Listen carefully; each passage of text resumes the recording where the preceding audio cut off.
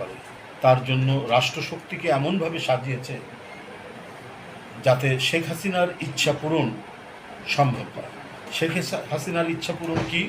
যে এই বাংলাদেশে তার বিরুদ্ধে কেউ যেন কথা বলতে না পারে, এই বাংলাদেশে তার বিরুদ্ধে কেউ যেন মিছিল করতে না পারে, এই বাংলাদেশে এদেশে কেউ যেন সমাবেশ করতে না পারে। কিন্তু এই যে বিষয়গুলো, সমাবেশ করা, মিছিল করা, কথা বলা, এটাই তো হচ্ছে গণতন্ত্রের অপরিহার্য উপাদান। এই উপাদানগুলোকে মুছে দিতে চায়।